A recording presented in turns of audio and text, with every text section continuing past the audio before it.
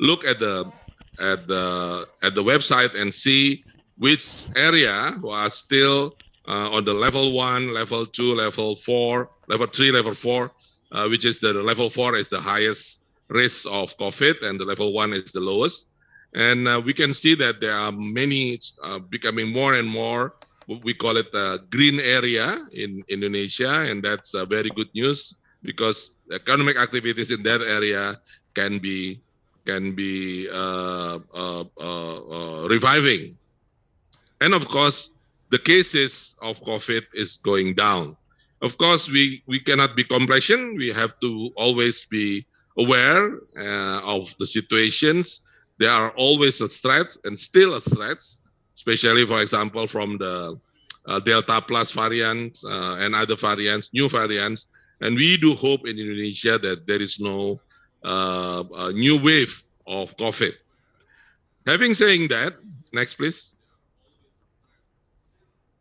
Having saying that, we see now that there are some changes. I think Mr. Amir Hamzah Karim also mentioned about this.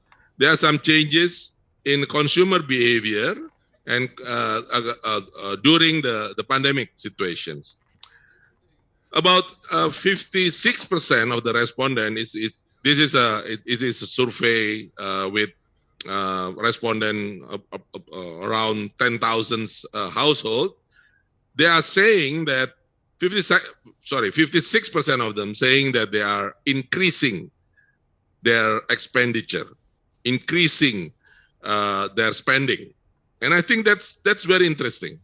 Even though they are staying at home, their expenditure is increasing, and only 70% say that their expenditure is decreasing, and a quite significant amount of that household, 44%, saying that the increasing of the expenditure is more than 20%. So it's really serious things that need to be considered. The structure of household expenditure is, changed a little bit. Of course, even before COVID, the expenditure for food and other convenience product is still the highest. But there's changes in health expenditure and as well as digital expenditure. Now becoming the digital expenditure is becoming about 40%. Is the data that they have to buy. Next, please.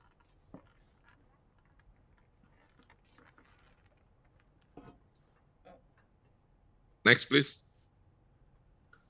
Now, this is a very interesting. This is a very interesting survey done by DBS. What is they go more detail on how COVID changed Indonesia consumption basket. As I said earlier, health and hygiene is becoming more in the priority of the consumers, of the household. Of course, it creates business implications, and preventive healthcare becoming more and more popular and more and more on demand. As you know, probably many part of as well as many part of the world, before COVID, people tend to go to the doctor or to the hospital or to the health facilities if they are sick, if they are ill.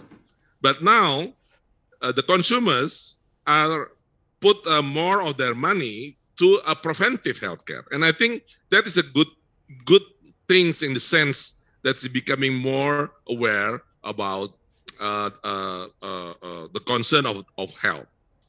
The second is about meal preference, shifting from dining out to eating in. Eating in means eat at home. They can still eat a gourmet, a high class or high top, for example, food from the Michelin star restaurant, but they put it on the packaged food. So the businesses need to focus on healthy, easy, and preparing meals and that can they deliver it at home. And there is already a business in Jakarta and maybe one or two big cities in Indonesia that this meal, this food, is also accompanied by a kind of luxury services. So if you would like to have a candlelight dinner at home, then the restaurant could provide with all of the utilities, all the fancy things that put the environments and the nuance at home exactly, or try to copy if you have that dinner at the restaurant. So that is, I think, new development have a big business implication. Shopping location is shifting to online, basically, and e-commerce over bricks and mortar retail, even though after the Peduli Lindungi, the digital monitoring system for COVID has been introduced, and after the vaccinations, now you can see in Jakarta, the mall is getting back again. The consumer is back again to the mall and pusat belanja, to the markets, and even though the e-commerce itself has been growing, very significantly. Household now try to have a more on grocery shopping, rise in online grocery applications.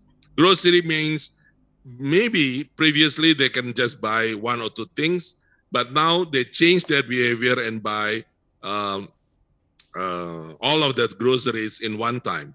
The reason is the delivery costs, ongkos kirim. Because one items of product, the ongkos kirim or the delivery cost is to some extent, it's not much different than you buy many things. So to put on the efficiency instinct of the household, they would like to buy grocery shopping, and application for that is been becoming very popular.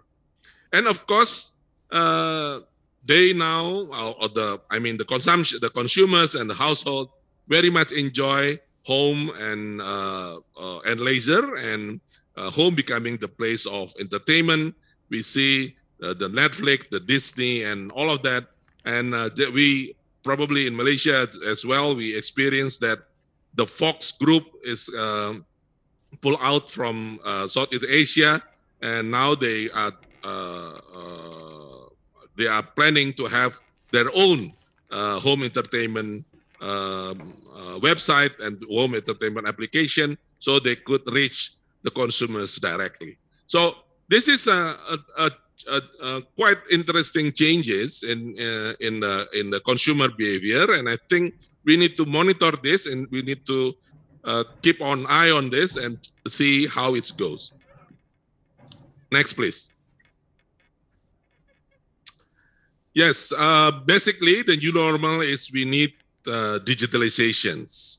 Now, this is probably digitalization becoming a necessary now, a necessity for many.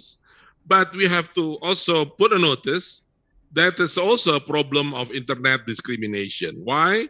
Because there is at least in Indonesia, there is still some blank spot, or there are still some area who doesn't have good internet. And not because of they are not willing to buy or doesn't have any purchasing power on that, but because of the lack of the internet, they becoming kind of left out.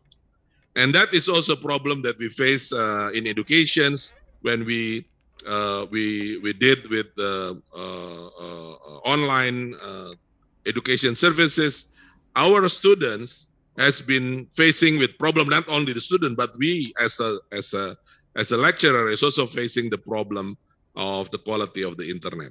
But having saying that, digitalization is a must, and it will stay. And I think even though the COVID has been managed, I think we will still see the strong impact of digital facilities and digital infrastructure in our life.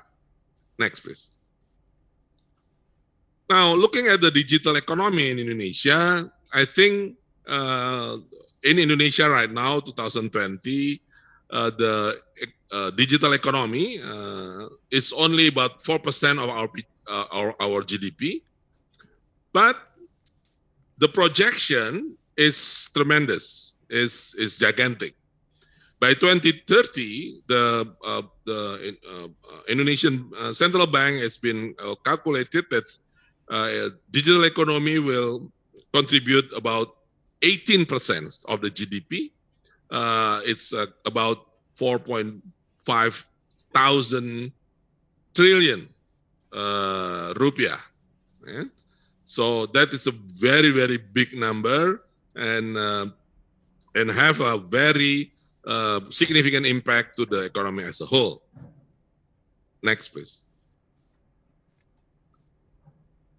And out of that digital economy, we will, at least in 2000 projection of the 2020 to 2030, e-commerce will still dominate the part of the digital economy.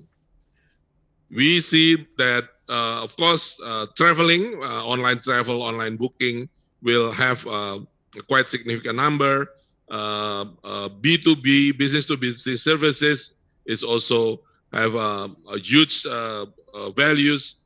The corporate services, digital content and health, and of course, ride-hailing and so forth, Gojek and everything, they will have the significant part of the digital economy of Indonesia, but e-commerce will still becoming the dominant factors of our digital economy. E-commerce means there is a trading, there is a commerce, there is an activities of buying and selling, and that means also economic and business activities.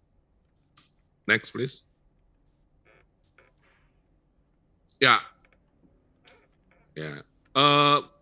The gross merchandise values by in trillion rupiah, the e-commerce has a gonna take off with huge amount of money. Online travel is also, as I said, becoming quite significant. Online media, Netflix, YouTube, and so forth, and ride-hailing. I think this is a kind of structures of portfolio of the Indonesian digital economy, and we will see. Of course, there is a note on this. All of this is very much depend on the breakthrough of the technology. As you said, for example, when Indonesia, the Gojek intervention or the Gojek innovation in Indonesia, or the Tokopedia innovation or Traveloka innovations is creating new demand and creating new business opportunity. But the core basic of it is actually technology innovation. So this projection is have not include if, for example, within the time of projections, there will be new breakthrough in some of the digital technology. Next, please. Looking at the ASEAN level, I think Indonesia now maybe is among the biggest, not among the biggest, is the biggest digital economy in the area by GMV values, and will be the biggest in 2030. But looking at the charts on the bottom, you will see that as per capita expenditure, Singapore is still bigger than other countries of ASEAN. The reason is probably because the number of the populations. But looking at this, the potential of some of my colleagues is arguing that the number that we come out with the previous slides is actually under account, or we can say probably the number will be bigger than that calculations. Next, please. Now, Having saying the looking at the digital businesses like that, the potential and the prospect, that the bright prospect of digital economy, we now would like to see a more down close to the role of female women.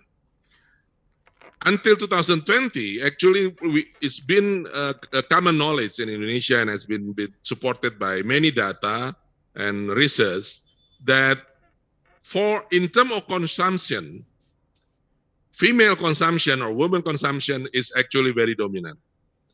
And 55% e-commerce transactions is done by female consumers. And female consumers there's a 26 times transaction on the average compared to men, male only 14 times. So the driver of this digital economy, and especially in e-commerce, is actually women. Yeah? But that is in the consumption side. Now we'll see within the last 2 years, next please, we'll see that even though in the supply side, yeah, even though it's still small, but there are some significant growth among female entrepreneurs, almost triple compared to the last year. This is a study done by the World Bank Indonesia and SOPI. The data is on 2017-2020, but the report is come in 2021. The female entrepreneur, especially related with digital, is growing by 7.5%, while the male is only growing by 2.7%. Now, this is very interesting, and one of the conclusion of this research saying that digital economy is empowered women. Next, please. Looking more detail on the result of the research, digital merchant were almost even gender split, learning to female by 56% on female by in terms of digital merchant. Yeah?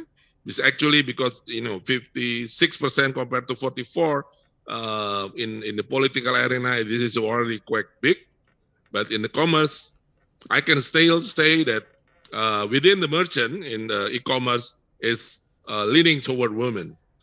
And this is contrast actually in terms of labor force. In Indonesia, in the labor force, male is about 61% and female is about 39%. So in terms of working, probably is still dominated by male, but in terms of entrepreneurship, commerce is now becoming more and more dominated by female. Next, please.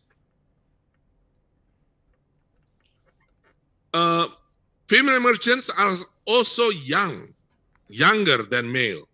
I think this is very interesting because if you're looking at the futures, future mean near futures, like 5 years from now or 10 years from now, we will see more and more female entrepreneur, female businesses or female-owned businesses will provide us with what things that we need. And again, in labor force, male is appears slightly younger. So this is a very interesting situation, and of course have a very specific consequences probably for businesses that support other businesses like financing, information, technology, and so forth. We need to look on how female make a decision within their own companies. Next, please. Merchants on the platform are more educated. This is also very interesting point that they need to give and put out in our discussions. That now they becoming a businesses, becoming a merchants, selling things. It's not because they're, it's not becoming a kind of inferior choices, but becoming more and more the first choices, because the merchants put their product in the platform in an e-commerce is more educated. Then it is also very interesting. I think it's happening in many universities in Indonesia, that female now becoming more dominant in terms of, for example, academic excellence and so forth, related to their educations. So female merchants are more educated than male merchants on the platform. Next, please. A quarter of female merchants are homemaker. Now, again, we can see and look at this number that e-commerce and a digital economy is democratize our businesses. It's becoming more egalitaire. It's becoming more inclusive. And there are many new small businesses has been emerged through the pandemic era and using the digital facilities.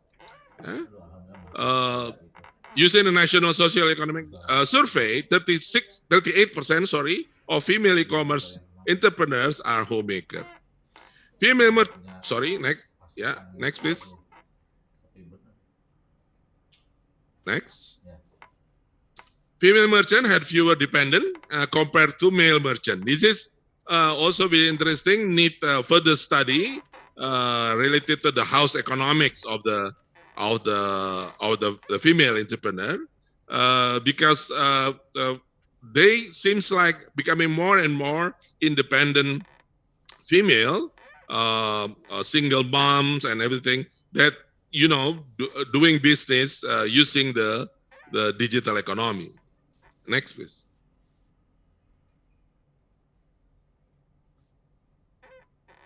60% of female merchants use e-commerce as source of supplementary income in their household. This is still, again, this is a point that I think very important to put on the context, that even though the female merchants and female entrepreneur is increasing, but I think they are still, this is not their main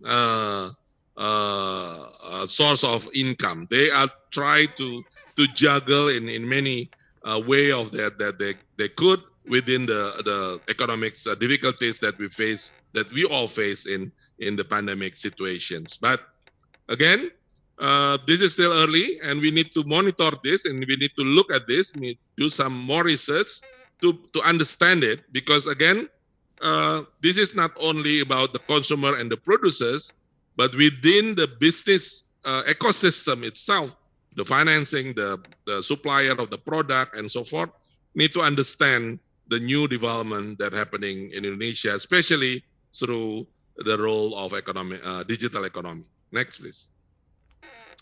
So this is my last slide. COVID will become an endemic threat, of course, but also creating challenges and opportunity for all of us, especially for the businesses. Digitalization will remain and also will develop further in the futures. I think we will be becoming more and more dependent on digital facilities and digital activities. But very interesting new development that the female entrepreneur and consumers will lead the way, and we will see this will impact on the economic as general, but especially businesses that related with the digital ecosystem, and businesses that related with all of the activities that this entrepreneur in e-commerce and other digital economy provide. But I have also to put on notes that the changes is and will continue. I think we are not seeing the end of it yet. This is a very dynamic market, also in a very dynamic period of time. We are still now recovering from crisis, from the recessions, and that's create innovations, creativity, and so forth.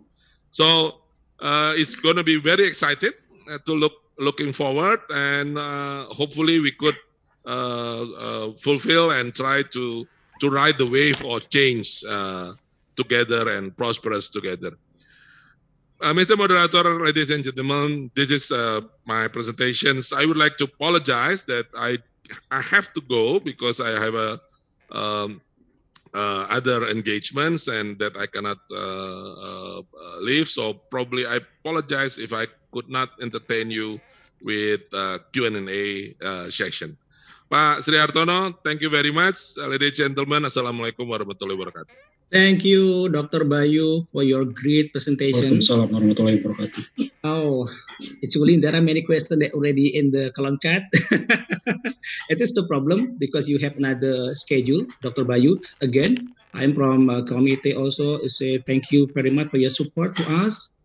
Hopefully, we can meet with another occasion for sure in the future. Surely. And thank you very much, Dr. Bayu. Thank you, Pak Bayu. Thank you. Terima kasih. Thank you. Thank you, Pak Amir Hamzah and Dr. Bayu. Okay, ladies and gentlemen, because all the students already finished, so the time of ceremony, a bit of unevenness in terms of dispersion.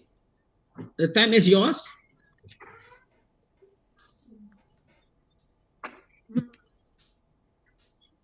Okay, thank you very much. Okay, thank you very much, Dr. Sri, for being announced moderator today. Thank you very much also to our amazing speakers today that already give interesting topics. So, ladies and gentlemen, we would like to present a certificate for our amazing speakers and also amazing moderator today. So, first, Krisnamurthi will be presenting. Sir Laili, time and place is yours. Sorry, Dr. Bayu, committee.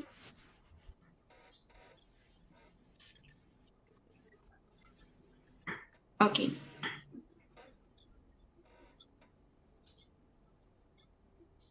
Okay, Professor. Thank you very much. First to present. This is C. D is there. D. Wait, D. Ya, Dr. Pak Mr. Amir Hamzah, Bapak Amir Hamzah, thank you very much for your amazing presentation. ACIM and MACP would like to thank you for your presentation. Thank you very much. Bu Laili, please, to Dr. Bayu.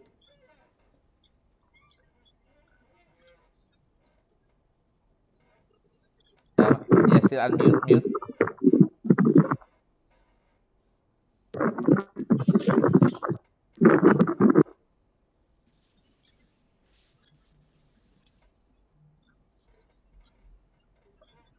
Oh, sorry. I unmute myself. Okay, thank you very much, Dr. Bayu, for your presentation. And we are happy to you, both of you, in our conference. Thank you very, very much. Inshallah, next time, maybe we can meet again in other occasion. Assalamualaikum. Waalaikumsalam. Waalaikumsalam. Thank you very much, Professor Laili. And next, for Dr. Sri Hartono, will be presented also by Professor Laili. So, time and screen are yours, Professor Laili. Okay, thank you very much, Pak Sri, for your chairing this session. And thank you, bro. Thank you very much. Yeah. Thank you, bro. Thank you, Pak Sri. Okay, thank you very much, everyone. Now we're going to move to our next main agenda, which is parallel session. We're going to have two parallel sessions, and between the first parallel session and second parallel session, we will have a lunch break. Okay, so the first parallel session will start now until 12:45 for room 1, 2, and 3. For the of the list of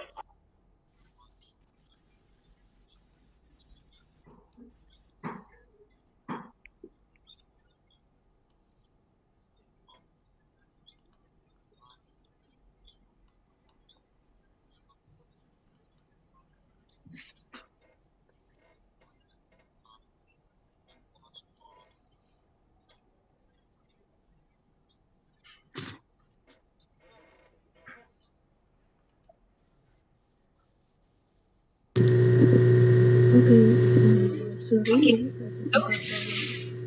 so for the first parallel session, for room 1, 2, and 3, and the second parallel session will start at 2 p.m. after the lunch break for room 4, 5, and 6. You may join the parallel session by joining the breakout room, which in accordance with the topic and the list of participants on the slide. Kindly pay attention with the list of presenter and also PIC based on the slide. Okay, so this is for the first room with PIC Dr. Agus Heru Darjono and the assistant is Aris and Kemal. So these are the list of presenters for room 1.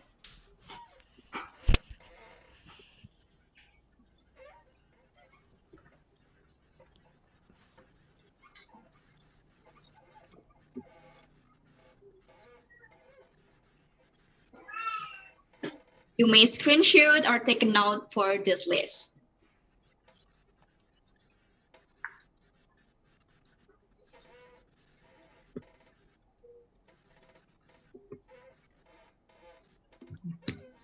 Okay, so this is for room 2 with PIC Professor Dr. Mahrina Sari and assistant Melki and Dewi Uswatun.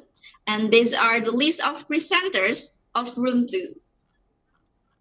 Okay, room 3 with PIC Dr. Sylvia Rosa with assistant Adi and Sri Apriwani. And these are the list of presenters for room 3. Okay, please note that after the parallel session, you have to go back to the main room for the closing ceremony and awarding session for each parallel session. Now, we are going to start the first parallel session, and for the participant that already joined in the first parallel session, you may join in the second parallel session too, so stay tuned in this event. So ladies and gentlemen, take your time and have a nice discussion, everyone.